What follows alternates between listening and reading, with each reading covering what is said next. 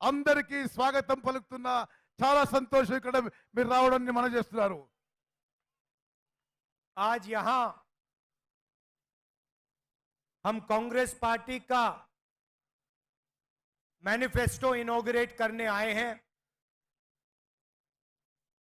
मुझे याद है कुछ महीने पहले हमने तेलंगाना में आपसे वायदे किए थे, ऐसी ही मीटिंग थी, हमने अपनी गारंटीज की बात आपके सामने रखी। वही काम हम नेशनल लेवल के लिए आज कर रहे हैं। కొన్ని మాసాల కింద ఇక్కడే తెలంగాణ శాసనసభ ఎన్నికల ముందు మా గ్యారెంటీలు ఇక్కడే ఆవిష్కరించినాం. అదే విధంగా జాతీయ స్థాయిలో కాంగ్రెస్ మేనిఫెస్టో, జాతీయ స్థాయిలో కాంగ్రెస్ గ్యారెంటీలని ఈ పార్లమెంట్ ఎన్నికల ముందు మీ అందరి ముందు ఆవిష్కరించబోతున్నాను. जब हमने आपको गारंटीज दी थी, उन्हें हमने कांग्रेस पार्टी की गारंटी जरूर कहा था, मगर सचमुच में वो आपकी गारंटीज थी, आपकी आवाज थी। మేము ఇక్కడ చెప్పినప్పుడు అది కాంగ్రెస్ పార్టీ గ్యారెంటీలు, కానీ అది మీ గ్యారెంటీలు, మీ గొంతు వినిపించడం అని చెప్పి నేను మనవి చేస్తున్నాను.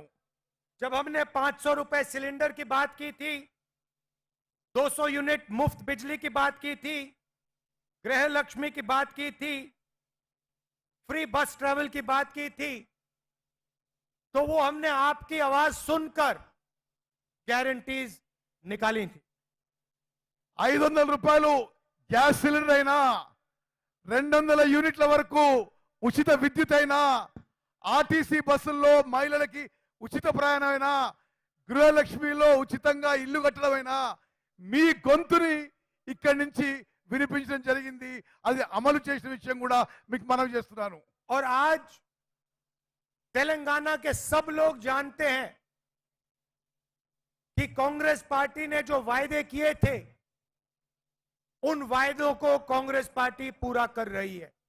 తెలంగాణలో ప్రజానీకానికి అందరికీ తెలుసు, ఏ మాట అయితే మేము ఎన్నికల ముందు ఏ గ్యారెంటీస్ అయితే చెప్పామో అన్ని గ్యారెంటీస్ ఇచ్చి మాట నిలబెట్టుకుంటున్న విషయం మీ అందరికీ తెలుసు.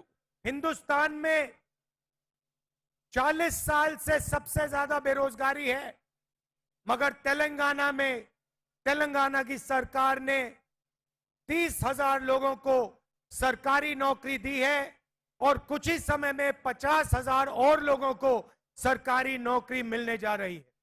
మొత్తం భారతదేశంలో నిరుద్యోగ సమస్య చాలా తీవ్రంగా ఉన్న ఈ సమయంలో మన తెలంగాణ ప్రభుత్వం 30,000 ఉద్యోగాలు ఆల్రెడీ ఇచ్చింది, మరో 50,000 ఉద్యోగాలు కూడా ఇవ్వబోతున్న విషయం నేను మనం చేస్తున్నాను.